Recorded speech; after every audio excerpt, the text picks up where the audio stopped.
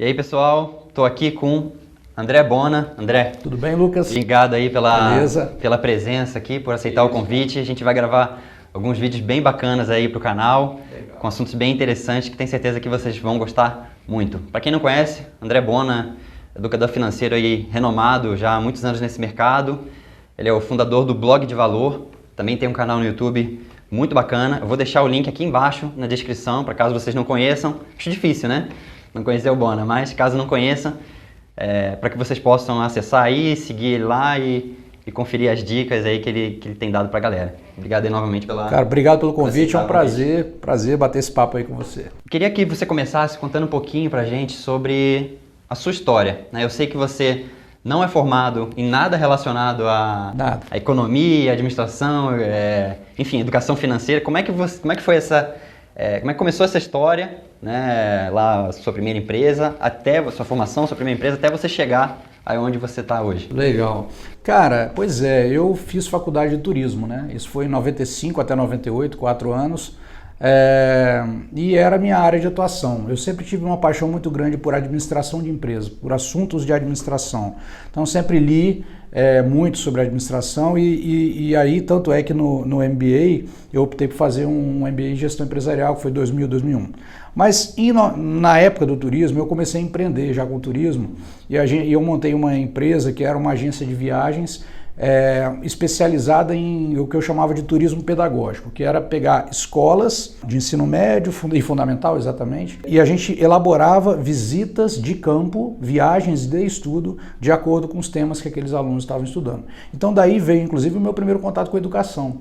Então era entender o que os alunos estavam estudando em sala de aula e montar roteiros que fossem ajudá-los no aprendizado. Que tivesse relação com aquilo. Então, por exemplo, exatamente. Então, por exemplo, se o aluno estava estudando sobre Brasil Império, então a gente organizava uma viagem para Petrópolis, para ele conhecer o Museu Imperial, bababá, e aí se aproveitava com a parte de geografia, relevo, clima, e juntava outras disciplinas para poder aproveitar aquela mesma viagem o máximo possível para levar mais experiência real de vida daquilo que eles estavam estudando em sala de aula.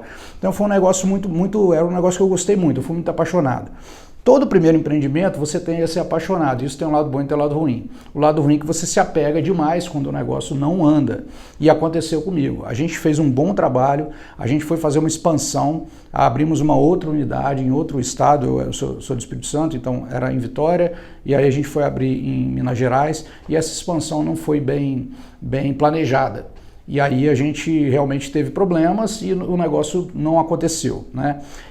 Mas essa foi a minha primeira experiência. Aí depois disso, com o curso de gestão empresarial e tal, eu falei muito sobre essa experiência, escrevi sobre planejamento de agência de viagens, que naquela época era diferente do que é hoje, porque não tinha compra de passagem online, isso não existia, que foi adotado por várias faculdades de turismo do Brasil também, esse livro, na época, e foi também dentro da educação. Aí dei aula sobre turismo, coordenei curso técnico, então sempre tive um pé forte na educação. Depois do curso MBA, quando eu encerrei a minha participação em turismo, né, na área, eu fui trabalhar com gestão comercial de equipes. Então trabalhei em empresas em Vitória, relacionadas à gestão comercial, formação de time, contratação, e ali também sempre teve muito treinamento corporativo, técnicas de venda, abordagem ao cliente, atendimento, qualidade de venda, uma série de coisas que sempre me colocaram na condição de instrutor.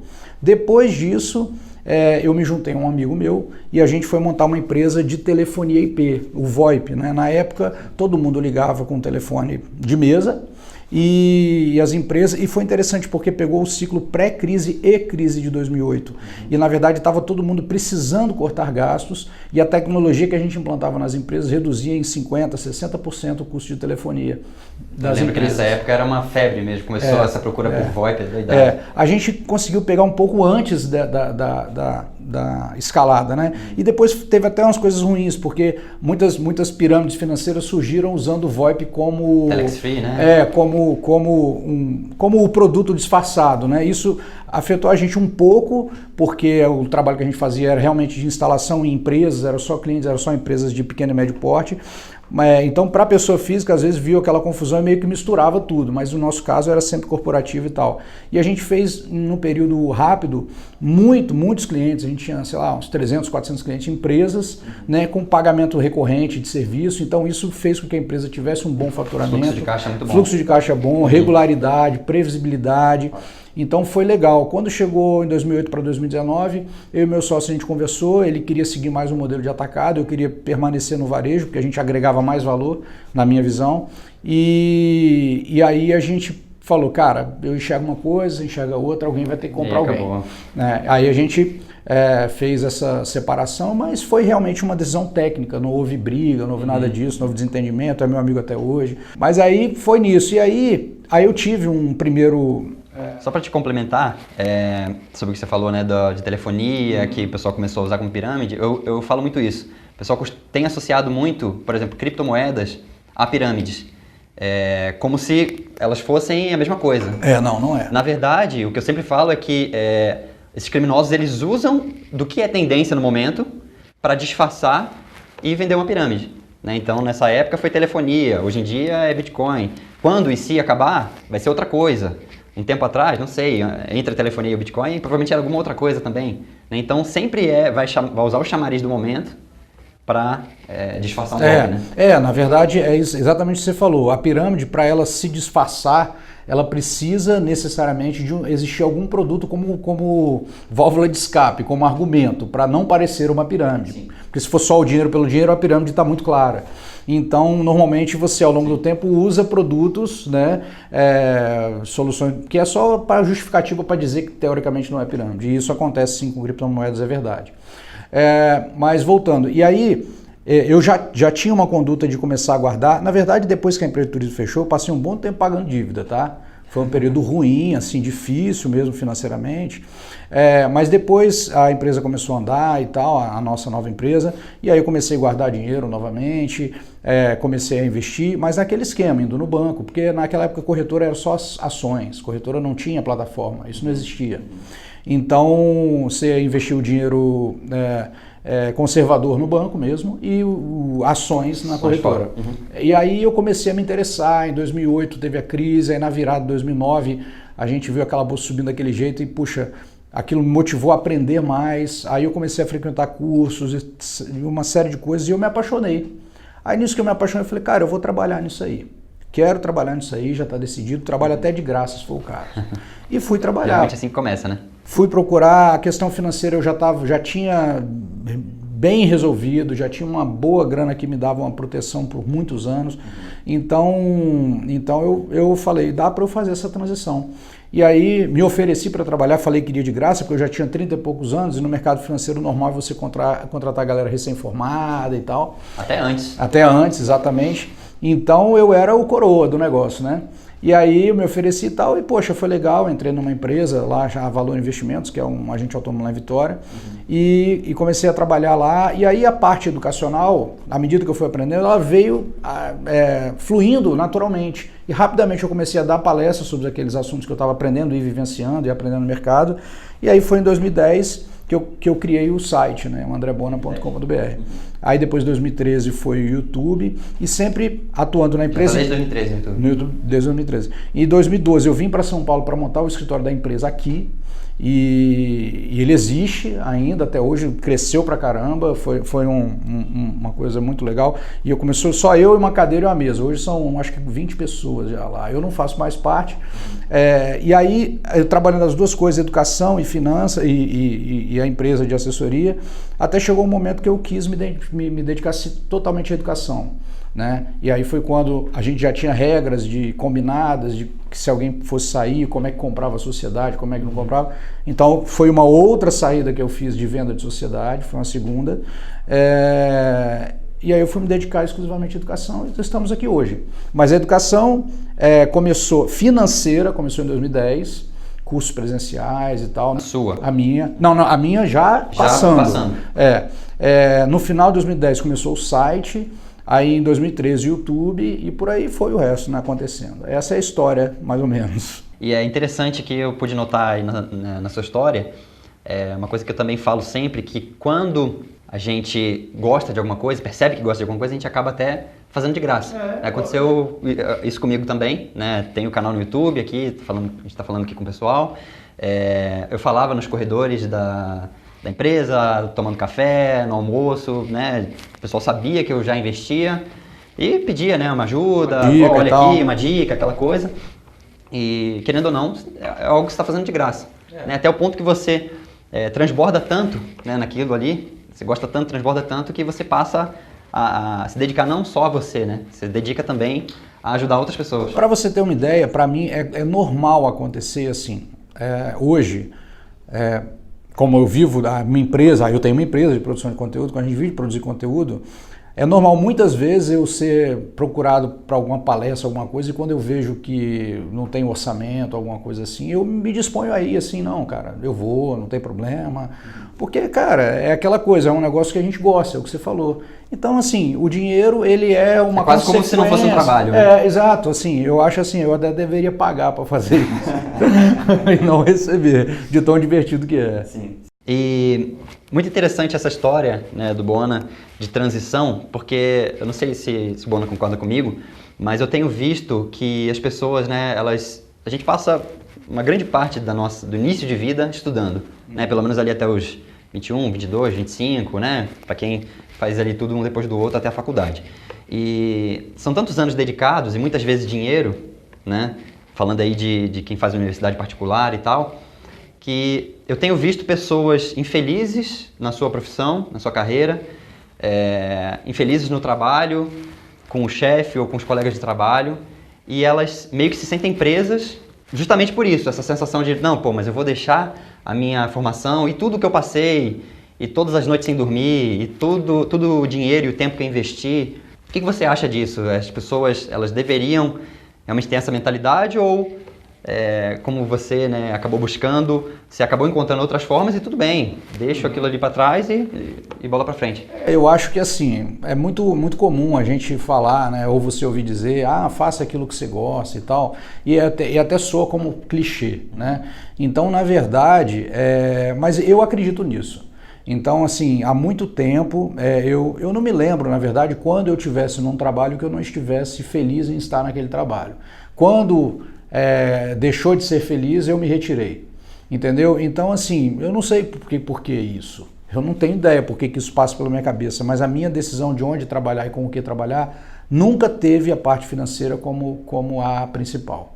Eu sempre enxerguei como uma consequência de um bom trabalho. Se eu fizer um bom trabalho aqui, bom, eu vou me divertir nesse trabalho. Então, se eu fizer um bom trabalho aqui, eu vou ser bem remunerado, ponto. Né? Então, é mais nesse sentido, assim, nunca tive... E essa questão das formações também, do estudo, o estudo é frequente, a gente vai encontrando o caminho na vida, a gente não sabe. Se você falasse 20 anos atrás, você vai, daqui 20 anos, você vai ser um educador financeiro, vai ter conteúdo na internet, eu falei, é impossível. Entendeu? Então, assim, acho que a gente tem que ficar muito flexível para ir agindo conforme o fluxo, né? E tá com a mente aberta para absorver e para capturar coisas que a gente possa desenvolver individualmente e gostar. Eu acho que a questão é muito de desenvolvimento pessoal. Eu enxergo essa trajetória profissional como uma trajetória de desenvolvimento pessoal. Eu me desenvolvo pessoal de um jeito, do outro, vou aprendendo mais, vou lidando com mais coisas, isso me traz... E eu gosto de ter passado por diferentes áreas, porque isso me deixa muito feliz em termos de conhecimento, assim, sabe, de experiências. Eu nem falei, porque olha só, nunca falei para ninguém, mas antes de turismo, o meu curso, eu fiz curso técnico no ensino médio de edificações. Olha. Então ali, você é engenheiro, né? Sou. Então, de edificações. Eletrônico. Pô, eu fazia planta baixa de casa, eu fazia desenho de áreas de prefeitura, de não sei o quê. Era desenhista, copista, quando você usava prancheta, não tinha nem o AutoCAD para fazer. Fazia aí aquilo ali. Pessoal. Aprendi a calcular um pouco de cálculo de estrutura, essas coisas, né? No nível técnico, não no nível de um engenheiro naturalmente. Mas aquilo me deu familiaridade com números. Aquilo ali deu. Em turismo não deu nenhuma familiaridade com números, mas ali deu. Então é uma outra coisa que eu também adoro. Hoje, quando eu pego um projeto, eu sei ver. Eu sei olhar como é que vai ser a casa, como é que sei o quê. Eu adoro o programa de reforma, porque eu vejo lá tudo que está acontecendo. Até hoje, mas de onde vem isso? Eu não sei, eu gosto. Não, é porque eu fiz o... Momento Discovery Home Health paga nós. Exatamente. Então eu acho assim. E outra coisa, no caso de finanças é uma coisa que não... eu acho legal a gente ter essa experiência de fora, digamos, da formação financeira, porque finanças afeta todo mundo.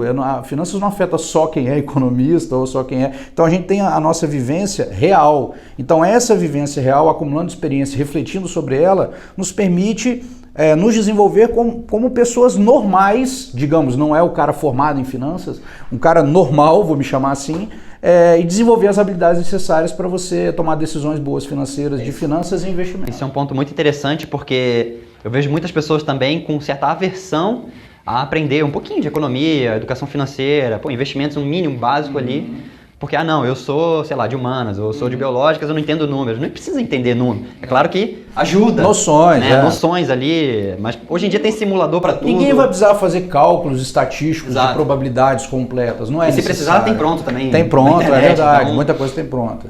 Então, isso realmente é muito interessante.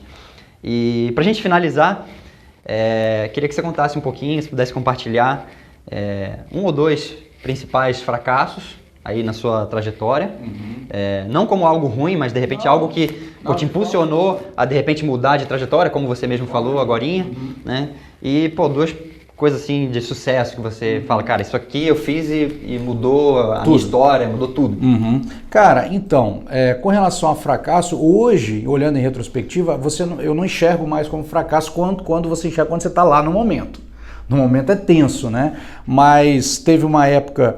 Quando eu comecei a empreender no turismo mesmo, antes de eu abrir minha agência própria, um amigo meu de faculdade falou, pô, André, eu sei que você quer empreender, eu não tinha dinheiro para empreender, não tinha nada.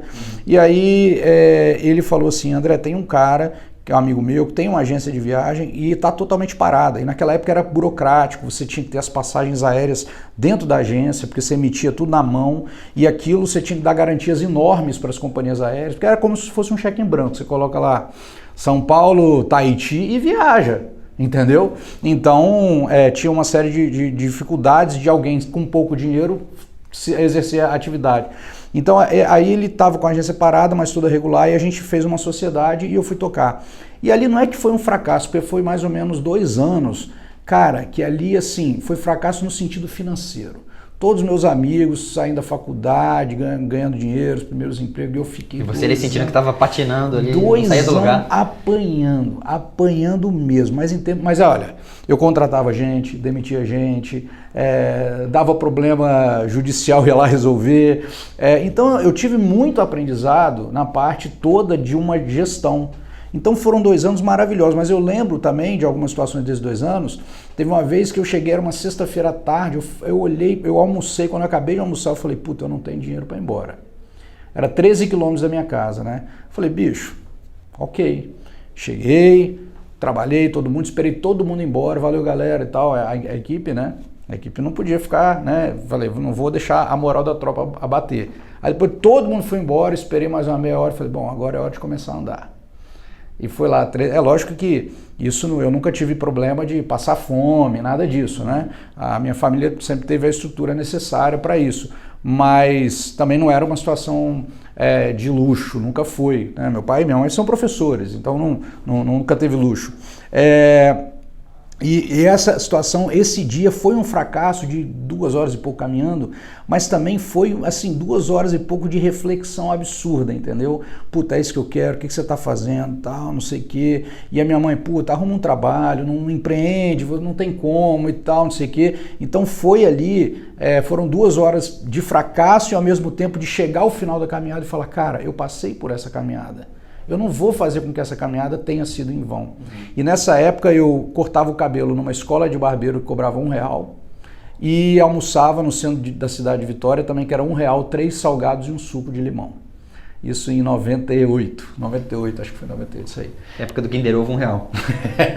Eu lembro. Essa época. Então, cara, eu diria que aquilo foi um fracasso e o próprio projeto da agência de viagem me deixou muito triste. Gerou um resultado ruim financeiro, gerou dívida, me atrasou, né, no processo, mas o que eu tiro hoje, olhando em retrospectiva de aprendizado disso, eu não vejo mais como fracasso. Foram fracassos, naquele momento foram sofrimentos, mas eu olho e agradeço por ter tido a oportunidade de passar por aqueles fracassos. Até complementando, né, o que você falou agora com o que você tinha falado na pergunta anterior, que eu digo assim, que se a gente soubesse já de princípio tudo que a gente passaria, né, até o final da vida, provavelmente a gente ia congelar, ia paralisar. É verdade. Porque é tanta coisa, tanto vamos dizer assim, para o bem, né? Tanta coisa de sucesso, tantos fracassos, que claro que os fracassos também vão construir a nossa mas na hora que você está nele é horrível. Mas ali no momento é terrível.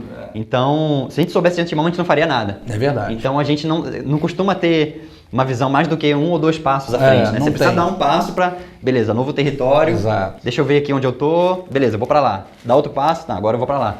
E aí você vai construindo... É isso aí. E sucesso que eu acho, cara, eu me acho muito, assim, eu sou muito grato a tudo que eu tenho, a tudo que eu conquistei, que na verdade tudo se resume muito mais à liberdade que eu sinto que eu tenho do que a necessariamente poderio financeiro, entendeu?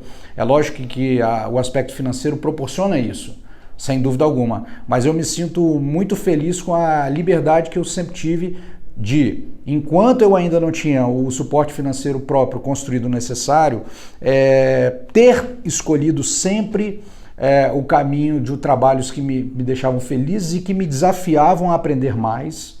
Isso eu entendo como sucesso. E depois o resultado financeiro proveniente disso, mas sem que o resultado financeiro fosse o objetivo, como consequência. Então aquilo é assim, cara, legal, você fez um bom trabalho, tá aqui o seu troféu.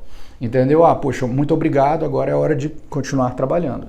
Né? Então, nesse aspecto, eu acho que eu diariamente, assim, às vezes eu falo, puxa, mas olha como minha vida é boa. Às vezes eu estou estudando à tarde, eu pego um livro para ler, eu tenho a liberdade, eu tenho uma agenda flexível que eu consigo fazer as coisas, eu escolho com quem eu quero fazer as coisas, eu não preciso trabalhar com quem eu não me interessa trabalhar. Tem gente que eu não gosto e eu não quero estar perto e eu tenho essa possibilidade de não estar perto. Então isso faz com que eu sinta uma satisfação e um sucesso assim na trajetória. Mas é no aspecto assim, de vamos soltar fogos, fazer pirotecnia, mas mais interno mesmo, individual, entendeu? De me sentir livre para falar bobagem, para poder me comportar, para priorizar aquilo que eu quiser em cada momento da minha vida com total tranquilidade. É uma liberdade que você adquire, né? Que só é possível quando você está fazendo o que você gosta, você se dedica àquilo. Exato, né? Se você, voltando aí ao ponto, que se você se forma em determinada coisa e se vê preso àquilo ali, né, até por mais que você goste, talvez aquela sensação de prisão pode acabar sem dúvida, te tirando do rumo. Sem dúvida. Né? Então você tem que gostar daquilo, dedicar tempo, procurar pessoas com quem você gosta de estar, ficar próximo. E, cara, as coisas vão se encaixando e no final vai dar certo. Sempre dá certo no final, né? Sempre dá certo. Então, beleza. Bona, obrigado aí por esse bate-papo, compartilhar aqui a sua história, um pouco do seu aprendizado, da sua caminhada com a gente do canal. Se você gostou, já deixa aí o seu like, se inscreva, ative o sininho das notificações, compartilhe. Acesse também aí o canal do Bona, as redes todas dele, que ele está sempre compartilhando conteúdos muito interessantes e com bastante experiência, bastante bagagem aí para todo mundo, beleza? Um abraço.